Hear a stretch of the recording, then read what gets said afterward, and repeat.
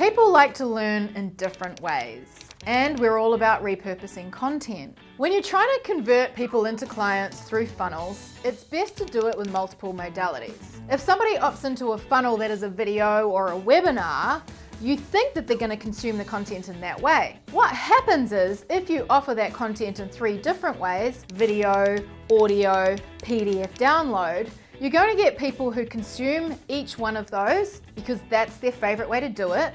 But you're also going to get people who think they're going to want to watch video, but when they get all of the options, it's actually the PDF download or the audio that they consume the most. My theory is that people like to watch video because they can feel like they're engaging with you in person. They can see you, they can read your body language, they can hear what you're saying at the same time, and if you've got captions, they can also read it. However, video is consumed at a certain pace. Unless you double time it or fast forward it, you have to consume it in the set time.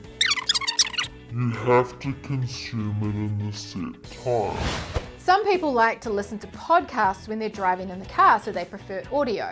If somebody's got an hour-long commute to work and then an hour back, that's where they choose to consume their content instead of watching video. A lot of people like to download PDFs so that they can physically write notes that apply to them and highlight throughout the document. So when you're creating funnels, I like to actually give them all 3 of the modalities across the board with every single funnel. I'm going to give you a webinar as an example. I created a 3-sided sales funnel. I was getting 89% opt-in rates for a client's webinar, but they weren't necessarily converting at the other end. So what we decided to do was, after they opted in and they weren't even watching the webinar, we created a highlight reel of the best parts of that webinar, and then we also took the audio of the video so the people who like to listen while they're driving in their car could listen to the audio version, and then we created the PDF version so that they could download it and write notes.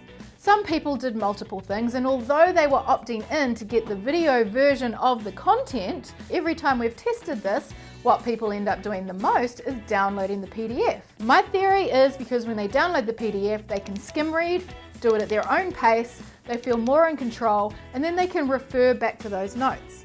Although technology is changing all of the time, a lot of our brains think old school. If we can touch it, write notes on it, and it's tangible, then there's some different kind of level of connection in our brains. It's science. So in marketing, you hear people talk about touch points, that there's a certain amount of touch points. It used to be 7, now it's 14 or something crazy, before people will actually commit and connect and purchase. I see that PDF is kind of a different level of touch points. I feel like if they watch you on video, they resonate in one way and it triggers parts of your brain. I've actually seen a scientific document showing the parts of the brain that are triggered by video more than anything else because they can see it, hear it, and what have you.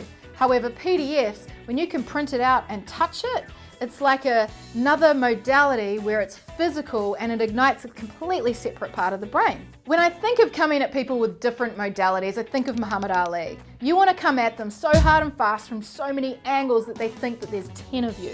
If you like this video, then hit subscribe. We've got a whole lot more for you. And if you want to talk to one of our funnel strategy experts, go book a free chat over at funnelsession.com.